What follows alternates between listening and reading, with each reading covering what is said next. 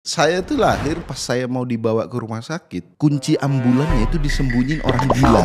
Ini sumpah ini eksklusif lagi. Lalu orang gilanya itu ditampar. Saya merasa kok lahir aja lucu gitu. Yang paling keren menurutnya di puncak karir ya, jadi orang Jepang ya. Biasa sama ini jadi pocong gitu. Untuk perjalanan bang, karena nggak ada yang instan kan paling seru itu perintis. Nah itu yang baru saya mau tanya. Masalahnya yang ngomong itu pewaris. Ada nggak kota kalian yang nggak ada gerejanya? Nah di Cilegon itu menuju tempat pembangunannya sama warga situ di tembok. Jadi kayak prank gitu maksudnya. Oke deh silakan. Tapi saya tembok. Tapi saya heran kok orang Islam ini sangat takut gitu dengan apakah mungkin ada lagu-lagu Kristen dikit gitu. This is a true. Ternyata 91,6% orang yang nontonin podcastku itu masih belum subscribe. Nah buat teman-teman yang udah nontonin podcast ini berkali-kali dan suka dengan podcast ini, merasakan manfaat dari podcast ini, boleh tolong bantu aku untuk subscribe channel ini. Karena satu subscribe yang walaupun itu gratis, itu sudah lebih dari cukup untuk membantu tim dari The Samuel Chris Show untuk terus mengembangkan podcast ini. Aku janji sama kalian, dengan support kalian, satu subscribe itu, aku akan mengupgrade terus podcast ini dan mengundang bintang tamu yang lebih keren-keren lagi biar kalian terus mendapatkan manfaatnya dari podcast ini. Bang Tretan. Halo Bang. Selamat datang di podcast saya. Ini podcast pertama saya dengan orang sangat Kristen sekali ya. Openingnya harus Samuel Chris itu sangat. Dari namanya aja udah iya, berarti ini podcast pertama saya di orang paling Kristen yang pernah saya datangi. Loh, tapi saya kecil itu Buddha loh Bang. Buddha? Iya dulu. Oh, tapi sekarang Kristen? Iya udah balik jalurnya. Oh, udah balik. Maksud Anda Buddha salah jalan? Enggak.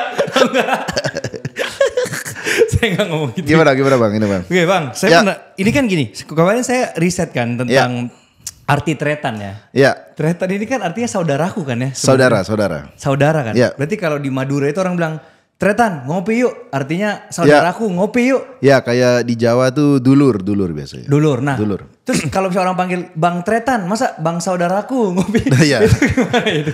Itu kayak orang salah ngira itu nama saya Bang. Oh, jadi Tretan itu bukan nama? Bukan, nama aslinya Aditya. Oh gitu. Aditya Muslim. Oh gitu. Iya, Tretan tuh nama panggung. Oh berarti sebenarnya paling benernya Bang Muslim itu oke. Iya. Kadang juga orang panitia manggil Tristan. Oh itu bukan ya? Iya bukan, tapi maksudnya orang ngira namanya Tristan. Keren juga ya, sarung-sarungan gini Tristan. Iya. Ya, itu. Oh berarti yang benernya harusnya Bang Muslim gitu Muslim ya? Muslim aja. Oke. Ya. Nah ini istriku kebetulan juga dari Madura sih sebenarnya. Dari Madura? Pernah kan kita waktu itu dimakan di mana ketemu. Oh terus aku beneran Madura? Pamekasan. Papa mamanya itu masih di Pamekasan sampai sekarang. Iya. Berarti istri kecil di Madura? Oh iya. Terus SMP baru pindah ke Surabaya, SMA Surabaya. Oke, berarti sekarang yang nyaksikan gacuan di Rukiah cuma di Madura ada itu. Ada api tak kunjung padam itu ya. Ada Pamekasan. Saya pernah ke situ tuh. Pernah ke Madura berarti? Pernah kan istri itu kan. Very Kristen ke Madura. Tapi ini Madura Cina dia ini. Iya itu juga saya heran kalau ada yang nanya juga di Madura ada orang Kristen gak, ada orang Chinese gak? Ada sebenarnya banyak dan yang orang gak tahu di Madura toleran sekali. Iya. Kalau aman kan gereja aman, orang tua aman. Aman. Maksudnya ibadah gak diganggu kan? Iya. Yang diganggu kan di Jawa Barat soalnya. Itu gimana sih? Ada juga di Jawa Barat ada. Di Padang juga ada terbaru ini. Bahkan saat podcast ini syuting ada 7 orang masih ditahan tuh. Ya. Ini jauh sekali ya. Iya. Duh, tapi memang aslinya itu memang lahir di Madura ya? Iya asli di Madura. Berarti ngocak Madura ya? Hey bro. Gila. Kok kaget? Jadi kaget. Saya paling kaget tuh kalau ada orang Chinese apalagi orang Kristiani bisa ngomong Madura tuh. Iya bro. Tapi karena belajar dari istri mungkin. Iya, ada sering denger dia ngomong kan. Oh, berarti istri ngomongnya Madura berarti? Dia ngerti iya, papa mamanya beneran ngomong Madura. Waktu saya ke Madura itu kan saya pesen Gojek kan, Grab makan gitu kan. Iya. Terus ditelepon tuh sama kurirnya kan. Saya angkat, saya gak ngerti dia ngomong apa gitu. Gokil. Tapi Real Madura ya. Tapi Bang Muslim ini benar-benar dari kecil sampai gede di Madura. Iya, kecil sampai SMA lah, baru pas kuliah baru di Surabaya. Berarti ngomong Madura lancar semuanya. Ngomong Madura lancar. Cuma sejujurnya karena nggak ada tandem ngomong Madura agak lupa sekarang. Agak lupa. Ini kemarin kan terakhir nih promo sedikit ya. Ini film UFO nih. Oh, apa itu? Film Madura. Oh, habisin tayang? Masih di tahun depan sih, di Lebaran tahun depan. Kemarin kita sama Bayu Skak bikin film UFO. Wah, tentang Madura. UFO jatuh di Madura. Ini serius loh, serius. Baru sinopsis tipis aja udah ngakak ya. Baru premisnya aja. Pokoknya UFO jatuh di Madura, terus UFO-nya dipretelin. Memang begitu bro. Parah. Itu pas film itu harus ngobrol Madura, sejujurnya agak kaku sedikit. Oh. Karena saya juga ngobrol Madura paling sama orang tua masih kalau teleponan. Cuma begitu di film harus ngobrol Madura, dan Madura tuh Pamekasan, Bangkalan tuh beda bahasa ya. Beda bahasa. Iya. Udah Madura susah bahasanya, masih beda kabupaten beda lagi gitu. Iya. Oke, tapi ini saya lihat ada kemarin yang mirip baju kayak gini nih. Mana tadi? Mana? Itu saya. Ini sebenarnya Taro ini orang Madura apa sebenarnya? Itu teori konspirasi Dustin itu. Teori konspirasi ya? Iya, dia bilang orang Madura suka makan taro. Kenapa? Itu logonya orang Madura. Dan saya baru sadar loh, ternyata dia pakai baju merah putih. Bener ini. Iya. Ini kayak UFO ini isinya ini. Sama monyetnya kali ya. Tapi itu nggak tahu saya itu dari Madura apa enggak. Tapi kemarin saya nonton kalau Kopiko itu katanya dari bahasa Madura. Oh, Kopiko itu bahasa Madura. Kopiko. Ada kemarin saya nonton orang awalnya kopi. Nah. Karena di balik siapa orang waktu itu ya, lupa saya, pokoknya dijadiin Kopiko. Nah itu gara-gara bahasa Madura. Kita terus nih. Ini belum ya, tonton ya. Belum. UFO ya. Okay, siap. Ini balikin dulu, kita nggak di-endorse soalnya sama ini. Penasaran aja Madura atau enggak dia itu ya. Ya tapi Bang. Ya. Ini saya ada beberapa bawa foto di sini. Boleh. Foto awal-awal karir nih. Iya. Ya kan? Ini mungkin awal karirnya. Dari ini ya. Aduh, itu yang merubah hidup ya? Saya dan merubah banyak stand up comedian sampai jadi sekarang. Iya. Karena kalau audisi ini nggak lolos, nggak akan ada majelis lucu, nggak akan ada bebek corok, nggak the rest of history ya. Iya. Ini hampir aja saya nggak lolos loh aslinya. Oh. Terus karena nyogok itu? Enggak nyogok, saya ancam pakai celurit sih. Enggak, yang waktu itu yang ini juga eksklusif ini di Rumpino Secret ya. Ini bukan. Ini eksklusif. Bukan Rumpino Secret. Bukan. Maksudnya eksklusif ini belum pernah saya ceritain. Aslinya saya audisi ini kan jurinya Radit dan Pak De Indro. Yeah. Radit itu tidak meloloskan saya. Karena dianggap nanti bahasa Madura terus. Pas Pak De Indro mau nilai tiba-tiba azan. Ini bener gak sih? Beneran ini audisinya maghrib soal waktu di UNER. Tiba-tiba azan. Karena lagi azan off kan audisinya. Ngobrol-ngobrol jadinya. Ada materi lain gak? Ada pembahasan lain gak? Oh ada. Nah pada saat beres azan saya audisi lagi pakai materi tentang kesehatan. Jadinya lolos. Tapi yang kesehatan ditayangkan gak? Ditayangkan. Oh. Jadinya materinya Madura dan kesehatan waktu itu. Oke. Gara-gara materi kesehatan berarti gara-gara materi kesehatan dan gara-gara azan. Oke. Takbir. Oke, dan ini kan awal banget nih. Ya. Setelah itu dilanjutkan dengan ini kali ya. Video dengan paling banyak views ini ya? Ya, itu adalah salah satu batu loncatan sih. Apa nih? Mati penasaran, bener ya? Mati penasaran. Ini beneran mati gak di yang record ini pedas ini? Enggak, paling mencret 3 hari. Ini ya? Iya, itu makan pedas. Oke, baru abis itu dilanjutkan ke ini ya. Ini yang ngomongin Atta ini ya. Ngomongin Atta. Ini paling viral, salah satu yang nge-break MLI waktu itu. Ya, ini di show apa namanya nih? Debat Kusir ya. Dan menurutku di antara semua ini yang paling keren menurutnya di puncak karir ya. Itu ini sih, jadi orang Jepang ya. Jangan bahas-bahas setan-setan. Ferry Irwandi tidak suka. Tapi waktu itu gimana nih ngomong bahasa Jepang ini? Susah kalau diceritain. Yang jelas ini kesurupan di Goa Jepang. Di Goa Jepang ini ya. Kok malu ya? Malu sekarang ditontonin gitu. Ya ini Iya, itu fixer room itu. Iya fixer room ya, sama ini jadi pocong gitu. Sumpah kalau aku ditunjukin video kesurupan tuh paling pada saat proses kan kita ya ketawa-tawa aja. Tapi begitu orang ngepotongin atau kayak gini nunjukin, goblok juga sebenarnya. Iya, oke. Itu aja sih yang saya mau tunjukin. Siap. Ya tapi itu bentuk perjalanan ya Bang ya. Bentuk perjalanan Bang. Karena kan nggak ada yang instan ya kata Kian Alfa, siapa namanya?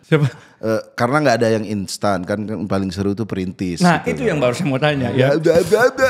Jadi lebih pilih perintis atau pewaris nih Bang? Masalahnya yang ngomong itu pewaris. Tapi Bang kelihatan perintis. Saya perintis real. Bener-bener real ya? Bener karena tadi kan ada proses dari stand up komedi audisi karena dari Madura. Terus juga saya kuliahnya dulu D3 keperawatan. Ya masuk stand up terus makan-makan pedas. Itu mungkin baru perintis, bukan perintis lagi, babat alas tuh bahasa Jawanya itu. Ya tapi ya kalau ada yang pewaris juga nggak apa-apa sih. Iya. Cuma jangan ngomong perintis gitu. Kasihan orang-orang yang masih di bawah beneran gitu. Lu enak lu ya. Iya. Gitu. Kalau saya ini saya nggak pernah ngomong kalau saya perintis. Memang saya kayaknya pewaris ya. Iya, kuliah di Amerika. Bagus. Kan nggak mungkin. Jujur saya nggak pernah ngomong kayak saya ini dari awal nih ngekos tapi di Amerika. Iya itu kadang tuh. Ya saya juga awalnya berat kuliah tapi di US. Iya. Ngekos saya juga udah. Kosan itu yang 300.000 itu baru kosan. Betul. Kalau Anda ngekosnya di apart itu bukan ngekos. Iya. Gak bisa Anda ngomong perintis. Iya. Ya, tapi kan Anda ngontennya perintis. Maksudnya? Ngontennya merintis. Iya, ngontennya gitu, merintis. Bikin si influencer nulis buku itu kan merintis. Betul. Meskipun modalnya. Modal privilege. Cukup gede. cukup ya. Dari Tiongkok langsung. Enggak dong. Aduh, ini podcast juga pernah kayak gini sih sebenarnya. Biasanya saya ngomong bisnis. Oh biasa bisnis ya? Iya. Tapi nanti kita akan masuk ke bisnis. Oke, boleh. Tapi ini saya mau wakili banyak netizen dulu nih. Iya. Yang banyak bertanya kenapa Bang Muslim ini menggunakan teman-teman yang difabel ya? Difabel untuk masuk di Clash of Mutant. Itu pernah dijelaskan gak sih di podcast lain? Ada sedikit penjelasannya. Kalau saya nyebutnya bukan difabel, barang reject biasa. Waduh, lebih ini ya. Enggak, itu karena saya kenal sama mereka gitu. Dan ya paling saya mau ngasih platform aja ke mereka karena mereka ada yang komedi di daerahnya tapi mungkin kurang dikenal ya, mungkin lewat platform saya mereka jadi dapat endorse, dapat ini ya, jadi platform juga. Oh, jadi bukan dimanfaatkan untuk views tapi malah enggak, nomor satunya dimanfaatkan pasti. Jangan bicara moral di sini. Karena saya jujur juga saya terhibur sama mereka, Mas. Karena mereka tuh beneran beyond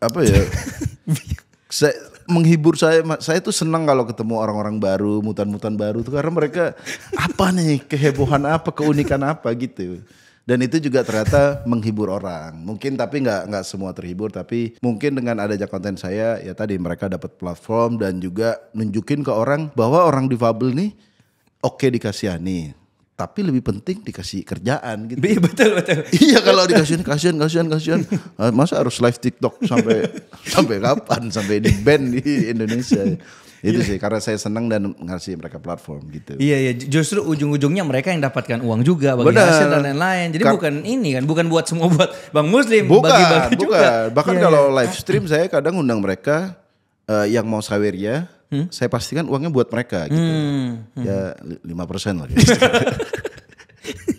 Nah mereka juga ya setidaknya datang jauh-jauh dari kampung, pulang dapat uang dan mungkin dari situ konten mereka jadi lebih dikenal. Ada beberapa juga yang udah dapat endorse sejak dari konten saya gitu. Itu sih. Bang, ini saya penasaran aja sih. Ya. Ini kan Dete lucu banget dari awal ya. Ya. Ini lucu ini dari lahir kah? Lahir langsung lucu gitu? Atau asal mulanya kenapa tahu diri itu lucu? Kalau dibilang lahir lucu mungkin ini juga eksklusif di Pagi-Pagi Basti Happy. Saya tuh lahir dulu kata ibu saya, pas saya mau dibawa ke rumah sakit, kunci ambulannya itu disembunyiin orang gila. Ini sumpah ini eksklusif lagi. What's on earth katanya ibu saya. Ke puskesmasnya nggak mampu karena sesar kan, mau dirujuk ke rumah sakit, mana kunci ambulan, dibawa orang gila tuh. Lalu orang gilanya itu ditampar Sumpah ini real bro. Ini eksklusif juga ya. Ditampar. Nah mungkin serpihan-serpihan itu masuk ke perut ibu saya mungkin. Itu ya udah habis itu dibawa ke Bangkalan nih. Rumah sakit di Bangkalan lagi direnov. Kenapa dia direnov pas saya lahir kan? Akhirnya saya dirujuk ke Dr. Sutomo Surabaya. Jadi saya merasa kok lahir aja lucu gitu. Lahir aja lucu. Dan kalau ngomong merasa lucu, ya mungkin kalau di kelas tuh kan kelihatan lah siapa yang badut kelas gitu. Ya mungkin saya ngerasa dulu ya di sekolah jadi nyeletuk-nyeletuk atau bercandain guru tuh udah ada bibit lucu mungkin. Udah ada bibit mungkin. Cuma kan lucu tuh nggak bisa di self claim ya, harus orang yang menotis itu lucu. Tapi pas masuk stand up itu bukan karena wah aku lucu nih. Bukan gitu. Karena pada saat awal stand up juga nggak lucu juga. Karena stand up ada cara-caranya juga ternyata. Ya untungnya ada jalannya gitu. Kalau enggak saya mah lucu-lucu di tongkrongan doang nih. Lapar tetap ya kan. Terus juga ya dari stand up, semakin yakin kayaknya memang karir saya di komedi gitu. Jadi apapun kontennya harus tetap komedi begitu sih. Tapi kalau yang saya lihat apa ya, komunitas stand up ini solid banget loh di Indonesia. Solid. Iya gak sih? Sedangkan kita lihat komunitas misalnya di kategori bisnis lah, kategoriku sendiri ya. Aku ngelihat orang-orang itu bener-bener solo banget. Bahkan ada beberapa yang merasa kayak dia ini rival, ini apa. Akhirnya terpecah. Sedangkan kan menurutku kalau di dunia perkontenan itu harus collab. Kalau iya sih. Kalau di stand up memang karena kita berangkatnya dari daerah-daerah. Perintis semua sama semua ya. Dari bawah di daerah-daerah tuh sebenarnya udah kuat. Misalnya Surabaya, Jember tuh udah ada komunitas masing-masing. Ya so far sih nggak kayak dulu sepertinya sekarang. Kalau dulu tuh beneran di kota-kotanya juga sangat kuat sekali. Ya. Karena sekarang mungkin gara-gara nggak ada kompetisi stand up di TV.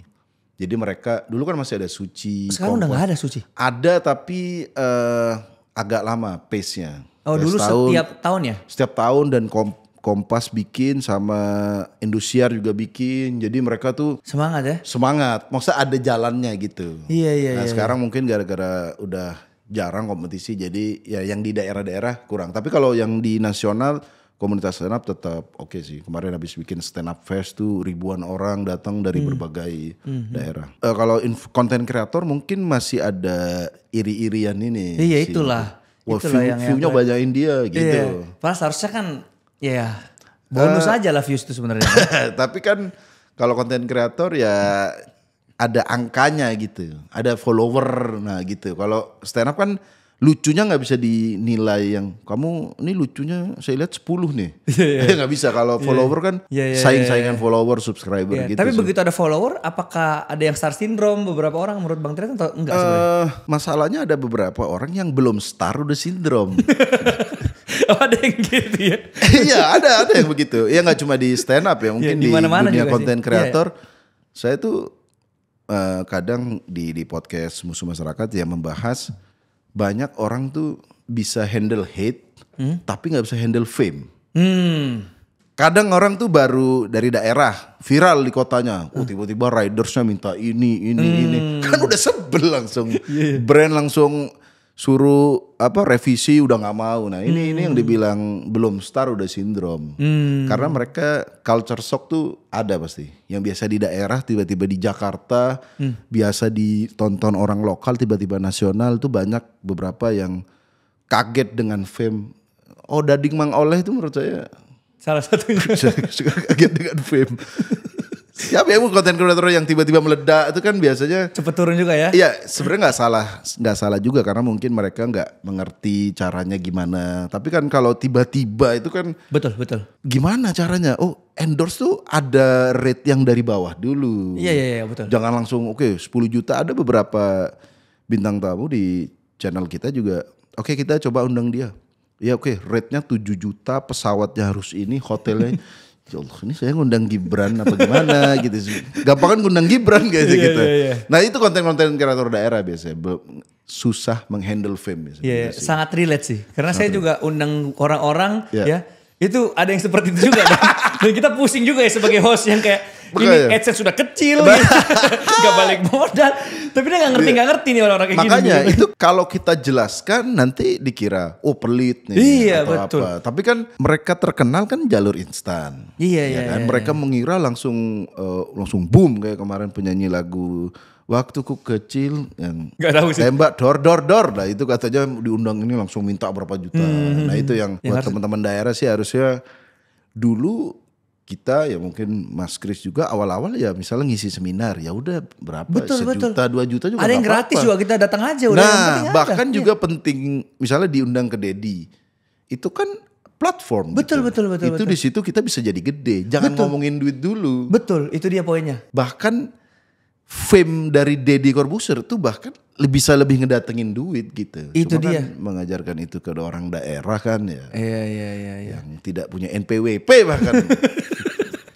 Ya itu kalau udah diundang sama Bang Muslim sih itu privilege itu ya. Iya harusnya begitu. Iya itu keuntungan bagi kamu ngobrol tentang dirimu dan lain sebagainya. Iya mereka kan nggak biasanya dari daerah nggak ngerti value. Iya, Artinya iya. pokoknya mana duitnya. Iya. Gitu. Dan itu sebenarnya berlaku di semua hal sih Bang. Di semua hal, ya? Bukan cuman di apa ya, bukan cuman di fame doang. Iya. Tapi ada sebuah ilustrasi yang bagus banget. Oke. Jadi pendulum itu, tahu pendulum yang tahu, bola tahu, kan, yang tahu. digantung. Itu kalau ditarik sekencang-kencangnya terus kita lepas dia juga kencang kan. Oke. Berarti apa yang cepet naik itu bakal cepet turun juga. Makanya saya di dunia investasi juga harus slow, jangan mau cepet kaya. Pokoknya semua yang mau cepet kaya itu sebenarnya cara cepet miskin sebenarnya. Kalau yang mau cepet kaya Iya itu. juga ya. Bahkan dari pesugihan pun. Tiba-tiba angker. Iya. Itu makanya mungkin dari salah satu si influencer ya. Si influencer. Pesertanya ada yang orang desa nggak bisa? Ada saya nggak menghina orang desa ya. Maksudnya orang yang backgroundnya kurang tahu soal sosmed ada nggak di sini Mas? Kalau yang benar-benar dari buta banget banyak. Oke. Tapi karena harga kita satu orang 10 juta. jadi udah kaya duluan baru join ke sini. Oh iya. Iya. Itu salah satu memfilter juga ya. mungkin. Iya. Memfilter juga. Jangan lupa beli buku Mega Hook. Iya. Thank you loh. Promosi. Iya. Tapi ngomong-ngomong tentang Tom Lembong nih. Kenapa Tom Lembong? Itu lagi viral banget loh. Bener. Ini pertanyaan beneran sebenarnya. Oh pertanyaan sebenarnya, oke.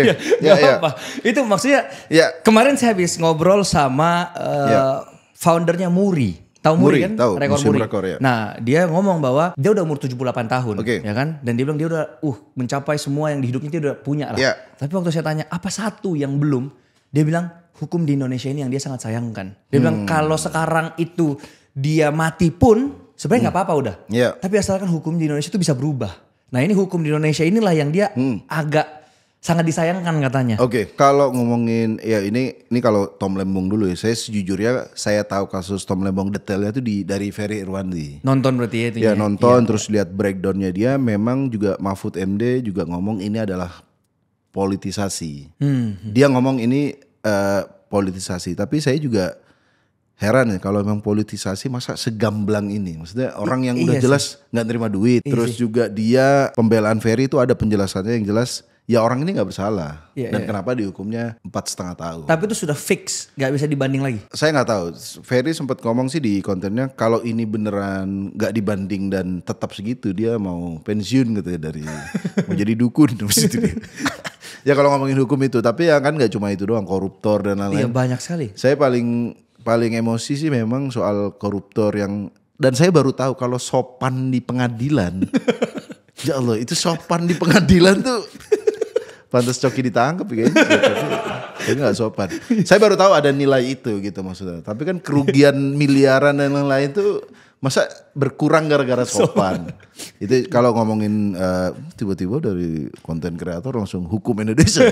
Ya gak apa-apa. Saya juga melihat banyak ini sih ketimpangan. Coba kan kalau saya nggak belain Prabowo Gibran ya teman-teman ya. Tapi orang kan langsung inilah di zaman Prabowo. Padahal di dalam hukum kan juga ada jaksa yang menerima suap, ada ini kayak kemarin terakhir kasus yang di Surabaya anak pejabat yang mukulin ceweknya yang meninggal. Itu awalnya dibebasin sama jaksa dan hakimnya. Habis itu dapat atensi nasional. Akhirnya hakim yang tadi tuh dicopotin dan anaknya yang mukulin itu diproses lagi. Nah itu kan kalau langsung nyalahin ini dia di Prabowo Gibran. Nah, saya nggak tahu apakah Betul. hukum itu semua Prabowo Gibran itu follow akun hukum Indonesia, pengikutin kasus, saya nggak tahu. Tapi kalau ngomongin ketimpangan hukum memang banyak terjadi dan sedihnya harus nunggu viral dulu. Iya, ada yang bilang sampai viral tuh di atasnya hukum sekarang. Nunggu viral dulu baru jalan. No viral, No justice. no justice. Bahkan sampai ada gerakan lebih percaya pemadam kebakaran daripada polisi FBI. Ini bukan polisi Indonesia, Iya, bukan. iya. Ini damkar New York. Iya. Itu kalau ngomongin hukum saya setuju memang banyak ketimpangan. Iya. Intoleransi juga ya masih banyak sekali ya. Intoleransi bahkan saat video ini di syuting nih Masih bahkan ada nih. ya? Ada gereja dihancurin. Karena saya melihat intoleransi ini, awalnya saya misalnya nggak mau ngejudge, kenapa orang intoleran? Saya pernah datang ke Cilegon, saya tanyain, di situ nggak ada gereja, di Cilegon nggak ada gereja, jadi mereka harus naik mobil ke Serang kalau nggak salah. Dan gereja itu kan ada antriannya kan, pagi jemaah Serang dulu. Nah kalau kedatangan jemaah lain kan, masa dia udah Jumatan aja, masa begitu ya kan? Enggak kan? Pas saya tanya interview orang sana, kenapa di sini nggak boleh dibangun gereja? Ya di sini kan banyak Islam. Ya tapi kan ada orang Kristen nih, dia bukan nganggur jadi Kristen, bukan cosplay jadi Kristen. Saya tidak pernah mendapat jawaban jelas kenapa mereka intoleran. Kemarin yang di Padang juga pas mereka statement, mereka sudah meresahkan gitu. Kata-katanya gitu ya. Iya, ibadah Kristen tuh meresahkan. Mohon maaf ini Kristen tuh bukan soundhorek gitu betul-betul. Kalau sonorek oke, karena berisik. Ini Kristen paling nyanyi berapa desibel sih, dan nyanyian Kristen kan juga slow yang adem gitu ya kan. Speakernya juga bagus-bagus Kristen, nggak treble semua ya. Tapi kalau saya tanyain, saya sedihnya itu karena kan itu yang intoleran itu adalah kaum dari agama saya gitu. Saya sedih kalau mereka menyerang Kristen terus dibubarin dengan alasan-alasan yang tidak masuk akal. Kemarin yang di Jabar tuh lagi retret. Retret itu dibongkar ya? Iya, itu salah juga sih nama retret. Retret itu kan lo di Mobile Legend kan mundur berarti. Mundur gak usah ibadah berarti. Retreat ya. Itu saya sedih sih karena itu kan kaum saya. Justru kalau saya ngonten soal seakan-akan saya membela minoritas, sebenarnya saya sedang membersihkan nama baik mayoritas gitu. Jangan buat ketakutan kepada, bahkan ada hadis loh, ini sekali-kali Islami dikit. Iya, silakan. Saya exact hadisnya lupa, yang jelas kita tuh dilarang mengganggu ketentraman orang lain tuh nggak boleh. Bahkan kita membuat tetangga kita merasa tidak aman, itu aja nggak boleh dalam Islam. Nah kok bisa ini?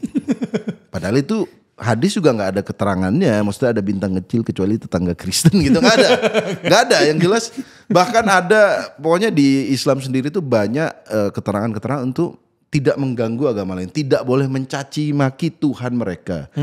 Ada sebuah riwayat juga yang diceritain Habib Ja'far, ada gerombolan Nasrani waktu itu datang ke masjidnya Nabi, mereka numpang ibadah. Dan sama Nabi Muhammad dikasih. Bayangin loh. Ini numpang di masjid Nabi Muhammad dikasih. Nah ini di rumah sendiri. Tanah-tanah sendiri. Dianggap meresahkan. Saya gak tahu meresahkannya di mana. Kalau iman mereka hanya takut sama nyanyian-nyanyian Kristen. Enak loh lagu Kristen, enak. Coba nyanyi satu dulu. Tuhan Yesus tidak berubah. Iya. Itu viral. Tapi yang versi trap remix. Mungkin meresahkan karena trap remix begini. Saya sedih sih kalau orang-orang di agama saya sekali lagi menganggap mereka ini meresahkan atau apa. Mereka kan biasa, saya rasa orang Kristen tuh ibadah udah paling mojo, udah di rumah sendiri. Kenapa di rumah sendiri? Karena gak dikasih izin. Gak dapat izin. Nanti kalau di rumah bukan tempat ibadah gitu. Iya juga sih. Jadi mau kita izin gak dikasih. Kita doa di mana dong? Jadi di lapangan futsal kalau saya. Iya, bisa. Saya sampai sering bercanda sama pendeta Yeri itu. Kenapa gereja di mall? Karena ada di gedung-gedung tinggi. Karena kalau digerebek susah. Harus naik ke atas dulu. Harus naik ke atas pakai tape kartu kan. Mana tukar KTP? Gak ada KTP. Lama gitu. Saya sedih dan ya harapan saya sih yang speak up bukan cuma saya doang. Iya. Maksudnya ya ada juga Permadi juga speak up. Yang saya harap itu adalah ustadz-ustadz yang lebih gede dari saya. Saya kan bukan ustadz gitu. Kalau semua ustadz yang punya nama di Indonesia ini speak up, Pasti ada. Saya yakin. Maksudnya kalau ada kasus ini, waktu itu ada anjing masuk masjid. Baru Ustadz ini ngomong. Wow, itu baru rame. Tapi giliran warga kita ini yang masuk gereja orang diam. Nah, kalau ustadz-ustadz nih ngomong, jangan ganggu orang Kristen. Jangan ganggu. Dan serentak gitu ya langsung. Langsung serentak dan konsisten terus. Kalau ada kasus, ustadz itu speak up. Betul. Jangan saya suruh ngonten dong. Orang DM saya, "Bang, ini ada, kenapa saya jadi aduan masyarakat orang Kristen ini?"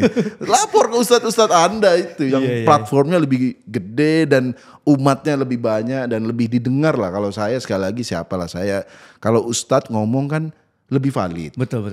Jadi dilarang gitu, jangan himbauan kita toleransi, jangan langsung, jangan ganggu orang Kristen. Kalau nggak ada izinnya kasih izin.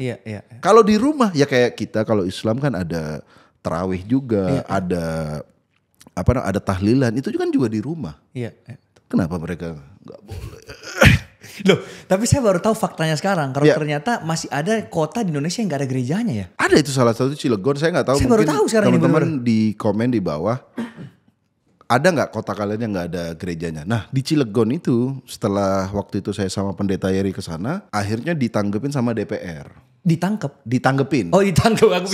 Saya nggak tahu DPR komisi berapa. Yang jelas akhirnya kalau nggak salah dikasih izin di Cilegon. Oke, udah senang nih warga Cilegon, warga Kristiani, warga Katolik udah senang.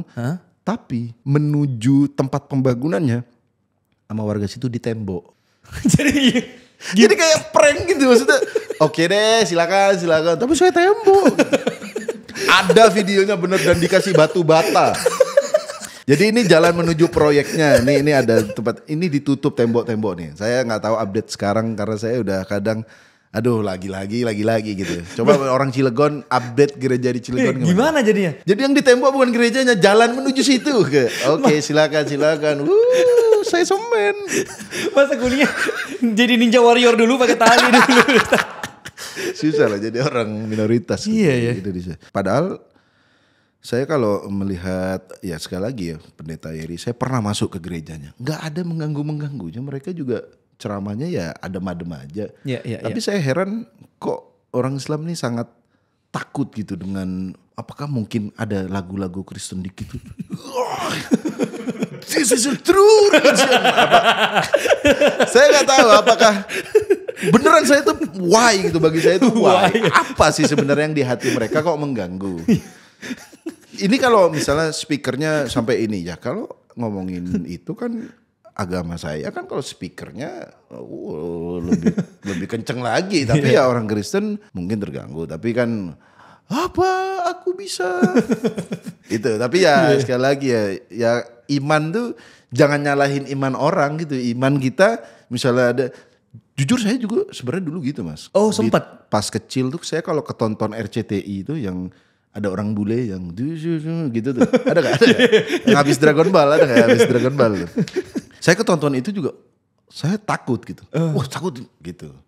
Guru saya Kristen juga, saya ada kekhawatiran, wah ini nanti pasti akan mengkristenisasi saya gitu.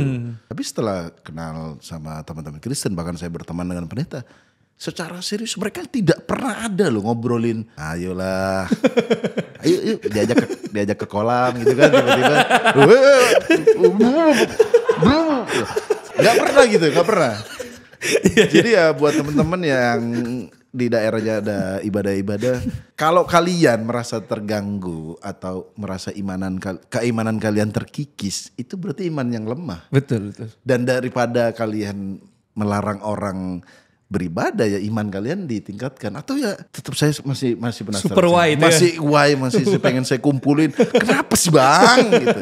Meresahkan, meresahkan. Oke. Bang, ini saya punya pertanyaan nih. Sekarang kan ada bisnis, kita akhirnya masuk ke bisnis nih. Iya, boleh. Ada bisnis BB Carok. Ya. Kalau saya kasih pilihan cuma boleh pilih satu antara komedian atau pebisnis, sekarang pilih mana di situasi sekarang? Oke, di situasi sekarang. Ini pertanyaan yang susah nih. Susah ya? Mungkin tetap komedian sih. Kenapa? Kalau secara keuangan ya pasti bisnis ya.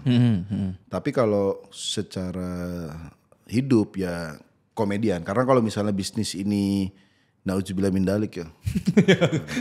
Tahu, nauzubillah min dalik tuh. Maksudnya kayak semoga gak terjadi. Ya. Oke. Subhanallah brother. Karena kalau dari komedian kan saya selama ini hidup dari komedi. Iya, Maksudnya iya, bikin apa pakai komedi, bikin apa pakai komedi gitu. Baru kali ini di bisnis kan sekali lagi nauzubillah min dalik bisnisnya hancur, ya saya mungkin masih bisa Survive. bikin sesuatu lewat komedi. Iya, iya. Begitu. Oke. Tapi secara keuangan untuk sekarang bisnis ya yang lebih oke ya. Iya, insya Allah secara keuangan bisnis. Nah, dan buat orang-orang teman-teman yang mau jadi stand up comedian sekarang Ya. baru mau masuk nih. Ya. Itu peluangnya tuh masih oke nggak atau nggak ada duit sih sebenarnya jadi stand up comedian di era sekarang itu? Kalau jadi spesifik stand up comedian sekali lagi karena jalannya udah nggak seperti dulu.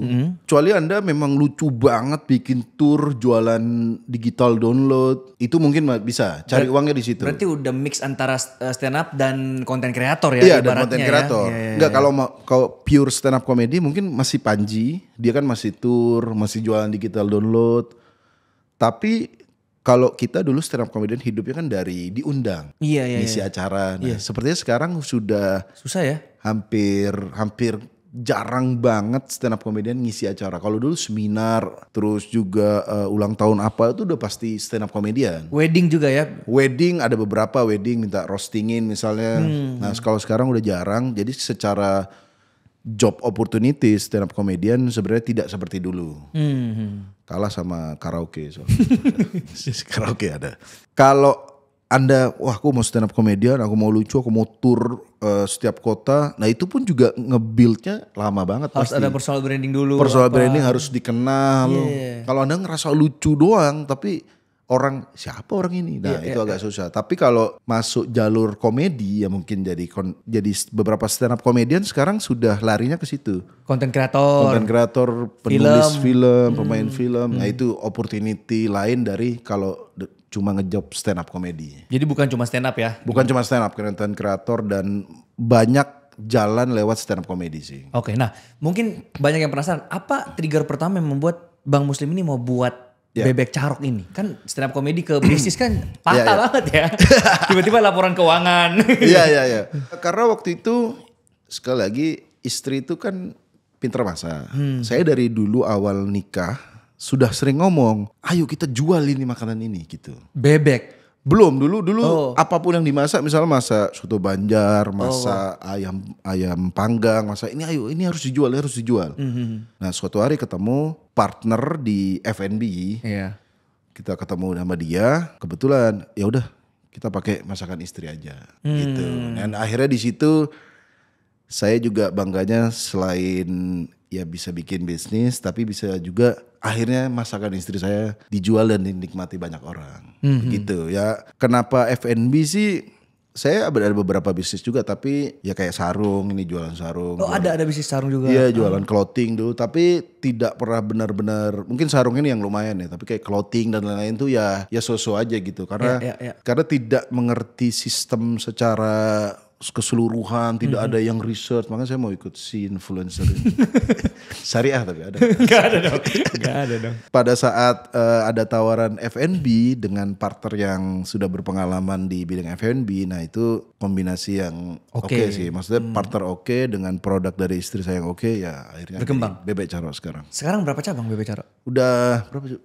50-an ya, 50 sih kayaknya. Wow, di seluruh Indonesia? Di seluruh Indonesia. Kita atau di Jawa saja? Di Jawa, di Sumatera, Kalimantan. Sulawesi baru di Makassar. Oke, saya kan Makassar. Makassar juga? Iya, saya malah dari kecil, jadi saya lahirnya di Malang. Tapi dari umur 2 minggu sampai SMA selesai berarti 18 tahun di Makassar. Jadi? Baru ke Amerika 6 tahun baru balik ke Jakarta sini. Pas di Amerika umur berapa? 17 mulai di Amerika. 17 ke Amerika loh. Saya privilege. 17 baru ke Malang waktu itu. Ya itu udah 50 cabang, tapi niatnya sih pengen ke Indonesia Timur. Oke. Cuma saya banyak yang misalnya request buka di Lombok dong, di Kupang. Nah bebek ini kan sebenarnya segmented, tidak seperti ayam. Nah saya takut kalau buka di daerah timur atau sebenarnya di daerah Batam tuh saya juga ragu awalnya. emang orang sana makan bebek gitu. Kan kayaknya bebek nggak seluruh Indonesia makan bebek kayaknya. Tapi ternyata di Batam works gitu. Sampai buka 3 cabang sih mitra kita. Nah kalau di daerah Kupang terus buka di Jayapura dong. Nah itu kita pengen, tapi kira-kira coba kalau ada orang Jayapura gitu atau ada pilot Susi Air yang nonton ini boleh. Kan ada juga pilot Susi Air nonton ini kan. Bukan bulet yang bule tapi bukan. Komen di bawah kalian kira-kira makan bebek nggak di daerah-daerah itu yang di luar Jawa ya. Supaya bisa buka secara keseluruhan ya. Iya benar. Tapi apa sih yang menjadi kesulitan dari bebek carok sekarang sebenarnya? Karena kemarin saya sempat dapetin Anda ngomong dengan Mas Ferli ya. Iya. Saya juga ngomong habis itu dengan dia. Iya. Kalau kesulitan bebek carok ya paling sekarang mengekspan lagi awarenessnya sih. Kalau F&B kan kayak ada usianya kan, misalnya 1 tahun, 2 tahun, 3 tahun tuh udah hype. Mentok dia ya nanti ya. Misalnya mentok mungkin ada beberapa prediksi kan begitu kan. Misalnya F&B apapun ya. Ada golden age-nya habis itu turun ya, paling sekarang ngebesarin awareness-nya. Nah salah satunya karena beberapa orang tuh masih misalnya di Jakarta, nggak semua orang tuh tahu bebek carok gitu. Pas kita di PRJ kemarin kita buka stand di PRJ. Banyak orang yang datang tuh bahkan ini apa ya? Tapi kan ada muka Anda di situ lagi pegang. Tetap nggak tahu ini apa ya? Anda siapa ya gitu? Ya terutama ya mungkin yang orang-orang tua gitu, yang ternyata belum ke reach bebek carok. Seperti di kota-kota lain, misalnya udah buka di Samarinda, itu masih banyak yang DM. Kapan buka di Samarinda? Padahal udah ada. Jadi mungkin sebenarnya masalahnya adalah turunnya bisnis F&B apapun itu mungkin awarenessnya karena stuck di situ. Padahal orang-orang di kota itu nggak semuanya tahu brand itu. Seperti pada saat di PRJ itu Bang, ada bapak-bapak sama istri datang, dia lihat-lihat kan, masih saya yakin deh dari mukanya ini belum tahu bebek carok. Beli, Mas 2 Mas, habis beli 2 dibawa, datang lagi, Mas beli 2 lagi. Datang lagi, Mas beli 1 bungkus lagi. Dia repeat order 3 kali. Dan itu kayaknya muka-muka yang nggak tahu saya. Nah, bayangkan mungkin banyak orang yang akan suka, ini kalau narsisnya kita ya, akan suka dengan bebek carok tapi belum dapat infonya. I see. Begitu, atau yang suka bebek tapi begitu melihat wah punya ternyata muslim. Instagram cuy. Gitu, itu PR kita sekarang adalah selain menjaga kualitas adalah ngebesarin lagi, makanya kita buka di PRJ, kita kalau ada event seperti Gias kita buka di Gias, terus nanti Java Jazz mungkin event-event yang kok ada bebek nah gitu. Pesta Pora kemarin kita juga event di acaranya Mosen Ime-nya Winda Basudara itu kan wibu-wibu. Nah, kita buka jual bebek lagi gitu ya. Biar orang ada bebek carok, bebek carok, punya tretan. Ngebesarin awarenessnya lagi sih. Sebenarnya saya dan istriku juga udah pernah makan bebek carok. Siap. Kan di sini ada kan di BSD ini yang ada di BSD. Ada kan? Ada. Yang buka sampai subuh-subuh itu ya. Subuh. Nah, waktu itu saya malam-malam lapar. Cari menu habis nonton film Midnight. Nah, terus pulang-pulang, aduh masak makannya KFC McD terus. Tulislah makanan terdekat buka nih sampai subuh, keluar bebek carok. Oh ini kita cobain aja nih Beb, aku bilang kayak gitu kan. Kita makan, enak banget. Bumbu hitamnya itu cocok ya? Cocok. Istri tapi kalau ditanya ke istri di Madura sendiri kayaknya ada kan bebek bebek sinjai. Bebek sinjai tapi bukan bumbu hitam justru. Betul. Di Surabaya tuh baru. Betul. Bebek bumbu hitam, di Jakarta bumbu hitam. Betul. Beda katanya tetap bebeknya ya. Yang di Madura ini. Gak bau bebek ya? Kurang tahu sih. Cuma dibilang waktu di Madura itu. Pas yang di sini, pas yang bebek carok. Enggak. Ya memang kita semprot Royco ayam ya. Supaya saya bebek tapi kayak ayam gitu. Enggak, yang gak ada baunya karena beberapa orang kan gak makan bebek itu biasa karena trauma. Karena dulu pernah ada teman kita stand up comedian Mamat Al-Katiri. Dia udah sekitar 15 tahun kalau gak salah makan bebek. Terakhir tuh di Jogja dia makan bau bebek udah. Gak mau 15 tahun gak makan bebek dan pas konten sama saya akhirnya makan bebek lagi. Dan dia bilang ini beda ini. Jadi saya meloginkan orang untuk makan bebek. Iya. Oke, Bang, kalau misalnya kita ngomong secara bisnisnya, ini bebek carok sudah berjalan berapa lama nih? Baru 3 tahun, menuju 3 tahun. 3 tahun ini apa satu hal yang paling terbesar yang dipelajarin dari membangun bisnis ini selama 3 tahun?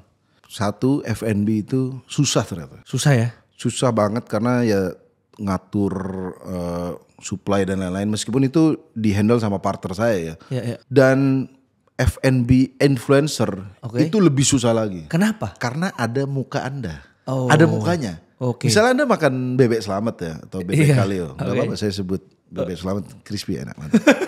Saya dulu makanin bebek selamat. Oke. Kalau misalnya ada masalah.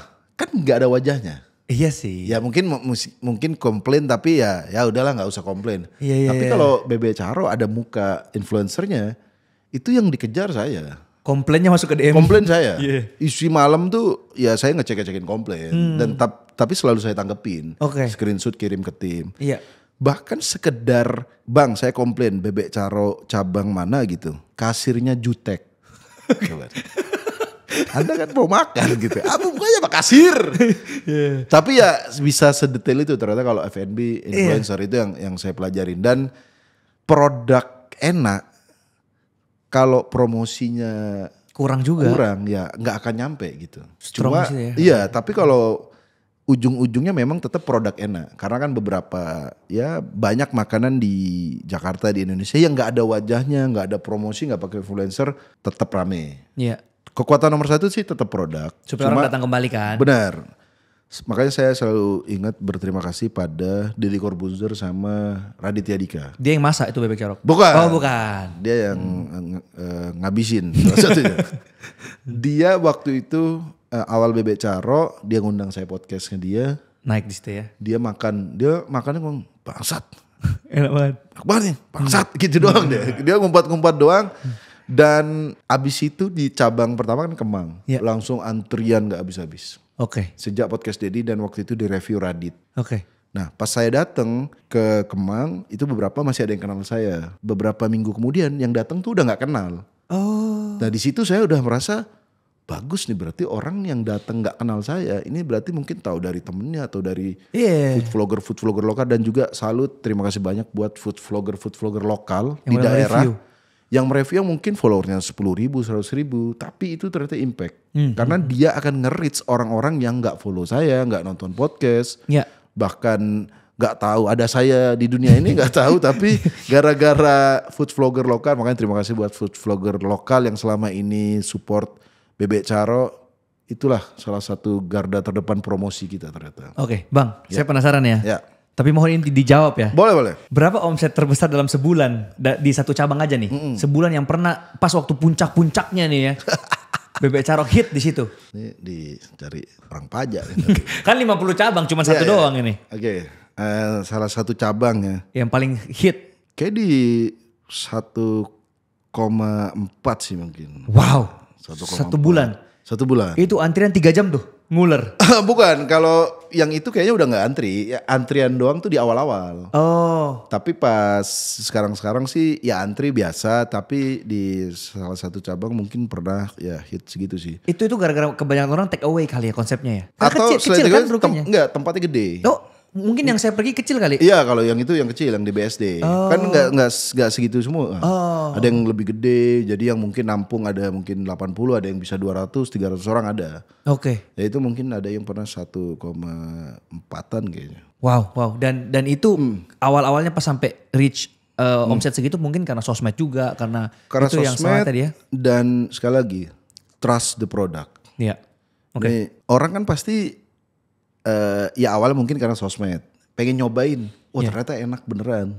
Dari situ kan mungkin mulut ke mulut ini lebih powerful ya kayaknya. Kalau ya food vlogger tadi membantu, food vlogger lokal membantu, tapi kan rekomendasi teman kan lebih powerful. Bebek Caro enak banget, ayo deh makan di sana. Nah itulah yang membuat bikin rame di situ kayaknya produknya. Kalau goals untuk Bebek Carok sendiri tuh di tahun ini berapa cabang? 1.000 cabang? Banyak. Cuma. Diaminin dong, amin dong. Saya kan bukan Pertamina, 1.000 cabang. Goalsnya sih pasti semampu kita. Nge-push cabangnya. Cuma memang sekarang kita hold dulu di 50. Kenapa? Untuk maintenance yang udah ada dulu. Gitu, padahal penawaran dari luar lebih banyak. Masih ada yang nawar mau buka, tapi kita hold dan terutama biar di Jakarta ya, biar tidak saling membunuh gitu. Misalnya di Bekasi udah ada 2, mau buka Bekasi sebelah sini dong. Nah nanti kan saling bunuh. Nah kita tetap harus ngejaga brandnya. Meskipun ada masih yang mau buka, nanti dulu deh kita perbaikin internal dulu. Supaya mitra tidak kecewa ya. Itu paling penting ya. Itu dia. Dan goalsnya adalah buka di luar negeri sih kalau saya. Wow, Amerika? Amerika nanti dirampok nanti. Enggak di Asia dulu mungkin kayak Malaysia. Wis. Malaysia tuh Thailand sama di Arab gitu. Iya. Yeah. Itu ada yang DM juga di Melbourne, bang buka di sini bang. Ente doang yang beli nanti Cok. Nah saya takut ini kan bebek ini sangat segmented. Udah bebek bumbu hitam lagi. Orang Rusia nanya, orang Australia what is black fish, Madura. What is Madura? Pengennya sih expand ke luar negeri karena salah satu beberapa brand Indonesia kan udah ada yang kayak kalau nggak salah ayam bebek pandut kalau nggak salah itu buka di Singapura. Jalan ya Singapura ya. Juga. Jalan. Karena mungkin banyak orang Indo juga yang masih di situ kali ya. Makanya kita buka di Singapura di sebelah. Itu mencuri. Ya, karena kan ternyata salah satu pengen kita ngetes market luar sama orang Indo kan banyak di sana. Iya. Anggap aja mahasiswa apalagi di Malaysia ya. Ini orang Indo kan banyak mungkin yang kuliah, ada juga yang di setrika, ada juga. Waduh ke sana. Enggak maksudnya tenaga kerja kita kan banyak. Yeah. Apalagi di Jepang kan juga banyak warga kita yang bawa bendera. Ada juga. Kok kemarin waktu saya di Amerika kuliah bang, saya juga sempat kangen makanan Indo dan di situ restoran Indonya sedikit sekali. Di kota saya di Seattle tuh cuma 2. Tapi rasanya otentik gak? Tidak seotentik sini, walaupun yang buka tetap orang Indonesia, tapi ini lebih dibuat ke bule-bule rasanya, jadi tidak se-strong rempah-rempahnya itu masih agak hambar-hambar. Nah itu yang mungkin kalau kita buka bebek caro di negara manapun kita akan tetap pakai itu. Serius? Pakai taste ya Indonesia. Tidak disesuaikan dengan negara situ? Benar, nanti kalau disesuaikan orang Indonesia yang kecewa. Nah ini kok gak kayak di Jakarta. Indonesia, iya. Kalau kita belain bule-bulenya ya kita paksa bule-bule itu. Ngikutin rasa ini. Benar, begitu sih. Tuh harapannya. Luar biasa. Bang, ada gak maksudnya tips yang bisa diberikan untuk anak muda yang nonton ini supaya bisa sukses juga di hidupnya nih? Saya paling susah kalau podcast suruh ngasih tips. Kenapa? Karena kan ya bebek caro masih segitu, masih 50 cabang, belum yang unicorn bisnis gitu. Tapi 50 cabang itu udah banyak banget. Mungkin saya akan belajar banyak sama Bang Triton juga di sini ya. Katanya mau buka F&B juga ya? Tapi jangan di sini dulu lah. Nanti aja. Mau buka ini dimsum deh. Bukan dong. Sangat stereotip sekali ya. Jangan dong. Kalau mau buka, berarti tips untuk membuka bisnis ya? Enggak mesti, pokoknya siapapun yang nonton umur 20, misalnya lagi pengangguran sekarang, lagi nonton nih, bingung dia mau ngapain. Oke. Ada gak tipsnya? Satu, Anda jangan main kripto sih. Iya. Ya tapi kalau Anda udah ikut akademi ya gak apa-apa ya. Tapi jangan gampang tergiur dengan ya cari duit cepat gitu. Betul. Itu mah pesugihan digital bro. Iya. Kan dulu NFT itu banyak mungkin orang kaya. Tapi banyak juga korbannya yang sampai meninggal, sampai dikejar pinjol gitu ya. Ya kalau kecuali Anda udah research dan ikut bener-beneran, jangan FOMO soal cari duit cepet sih. Betul, setuju banget itu. Kalau umur 20-an ya Anda satu ya jangan malu-maluin orang tua dulu dah. Itu paling penting dulu ya. Benar, jangan bikin malu orang tua, sama kalau mau bikin bisnis jangan takut mulai dari yang kecil dulu. Justru jangan yang gede-gede ya. Ada teori dari partner saya, mending daripada gede mengecil, mendingan kecil menggede. Betul. Bebek caro di awal tuh juga kita buka di Kemang, itu di food court yang sudah rungkat dan pernah dipakai syuting Mad Max Fury Road kalau nggak salah. Saking udah suramnya gitu. Dan kita modalnya juga modal kecil, karena kenapa kita nggak buka langsung sewa tempat resto atau kita, ya partner saya mengajarkan saya mending dari kecil menggede. Itu beneran bukanya cuma kita bangun kayak kontainer gitu. Dan kita buka di food court, jadi makan bareng orang di food court yang sudah suram. Iya. Tapi ya mungkin gara-gara Dedi, gara-gara Radit itu jadi langsung antri sebanyak itu karena kita tidak pernah mempersiapkan segitu. Panci itu nggak bisa segitu. Udah segini paling. Karena grand opening itu sepi, gak ada yang datang. Yang datang beberapa orang doang. Iya. Waktu itu ya teman-teman sendiri yang datang. Pas dari podcast itu tiba-tiba rame, yang pusing orang dapur. Ngerebusnya jadi ngerebus, digoreng, orang nunggu rebus lagi 2 jam. Wah. Saya sampai, Mas mau nunggu 2 jam Mas? Ya gak apa-apa daripada saya balik ke Bekasi gitu. Wah. Tapi itu buat nunjukin bahwa kita bukanya sekecil itu memang. Dan alhamdulillah ya bisa jalan. Jadi buat teman-teman yang mau buka usaha, daripada Anda sewa langsung di pick. Atau tutup 3 bulan. Nah, ngapain? Iya, kecuali Anda pewaris tadi ya. Gak apa-apa. Tapi kalau Anda baru mulai-mulai buka di gerobak. Iya. Di lorong-lorong. Di lorong. Tapi ya siap-siap Satpol PP sih. Tapi yang paling penting ya buka dari kecil dulu dan produknya sih. Oke, berarti tadi ada beberapa kali singgung tentang partner. Ya. Berarti partner itu sepenting itu di dalam bisnis. Sepenting itu. Nggak bisa sendiri, nggak bisa Superman ya? Nggak bisa. Okay. Kalau saya berpengalaman 5 tahun, 10 tahun baru bisa sendiri. Tapi kan ini partner yang udah berpengalaman bertahun-tahun di F&B, dia udah punya tim, punya tempat dan lain-lain. Ya itu penting juga sih. Iya. Kalau produk yang enak, manajemen nggak bener ya pasti berantakan juga. Ya, Bang. Tapi duit yang didapat dari Bebek Carok ini tuh diputarnya kemana lagi? Diinvestasikan kemana nih? Di Okta. Masuk Pak Eko. Terpercaya Okta. Enggak, serius. Iya. Gimana? Apakah di kripto Anda ini juga? Enggak, saya pernah main minus. Dan saya gak cocok main kripto. Iya. Duitnya pasti buat pengembangan usaha lagi sih. Oke. Ya misalnya buat kita akan next mau buka brand apa lagi. Mau F&B yang kedua berarti? Insya Allah. Wow. Teman Anda juga kemarin. Oh, mau sama dia juga? Iya. Oh gitu. Apa jangan-jangan Anda partner saya juga nanti? Jangan. partner yang tertukar tiba-tiba ketemu.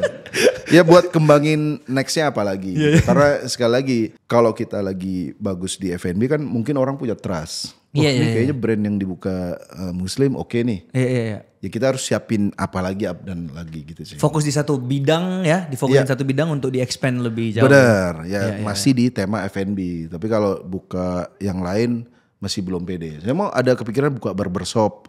Kok orang tiba-tiba buka cukur rambut gitu. Takut orang gak trust. Tapi kalau F&B mungkin masih ada trust. Gitu. Tapi ngomong-ngomong cukur rambut. Ya. Kenapa kebanyakan cukur rambut itu cukur Madura ya? Tapi saya juga baru tahu itu pas di Jakarta. Di Madura gak mungkin terus cukur Madura dong? Enggak dong, ada, ya. cukur sini kalau itu kalau di Madura. Orang Madura ya kan memang terkenal survivor. Survival ya. Di mana-mana ya yang penting usaha. Orang Madura tuh the real entrepreneur loh. Di Jakarta buka cukur rambut, buka warung Madura. Yang nggak survive coba di Oke. Bang, ini saya ada pertanyaan terakhir. Boleh. Dan pertanyaan terakhir ini sebenarnya dari narasumber yang sebelumnya. Jadi ada culture di dalam podcast saya. Iya. Yang dimana nanti saya juga akan ngasih HP saya ke Bang Tretan untuk dituliskan pertanyaan untuk narasumber saya selanjutnya. Boleh. Gitu ya? Ya. Nah, dia tanya gini nih. Bagaimana caranya Bang Muslim ini untuk membangun personal brandingnya sebagai komika dan akhirnya viral banget sekarang? Personal branding, cara membangun personal branding kayaknya ikut influencer dulu, link di deskripsi bawah. Sejujurnya saya tidak pernah sadar saya itu sedang membangun personal branding. Wow. Tidak sengaja. Ini serius ya. Iya. Saya dan Coki ngonten itu lebih pada konsisten. Iya. Saya nggak sadar kalau akhirnya branding orang, wah ini lucu, ini dark jokes. Yeah. Tapi karena saya suka dark, saya suka membahas soal yang sara dan yang orang anggap wah takut membahas ini. Nah, saya bahas dan kalau itu jadi personal branding, saya berarti itu mungkin dari orang. Tapi kalau saya sengaja, ayo kita bahas ini terus yuk, biar kita begini. Nah itu nggak pernah. Berarti intinya kalau mau bangun personal branding konsisten. Harus konsisten dan viral dulu. Setelah viral itu akan terbentuk dengan sendirinya. Benar. Gitu ya? Ya kalau viralnya tergantung kenapa dulu. Kalau viral Anda karena menista agama. Itu sih, konsisten dengan misalnya ya sekali lagi kalau orang nggak suka itu tapi kalian suka itu terus-terusan membahas itu akhirnya orang ini Coki Muslim yang dark jokes nih. Betul. Itu orang. Okay. Saya membuat dark jokes bukan biar dikenal sebagai dark jokes karena saya suka dark jokes sama Coki begitu sih. Iya, I see. Okay. Bang, apa kira-kira pertanyaan yang saya belum tanyakan ke Bang Muslim ini yang kira-kira kalau saya lupa tanya orang jadi sedih nih yang sekarang? Enggak sih, udah semuanya. Udah semua sih. Udah. Jangan sedih kalian ya, pokoknya udah selesai nih. Udah semua ini, Bro. Oke.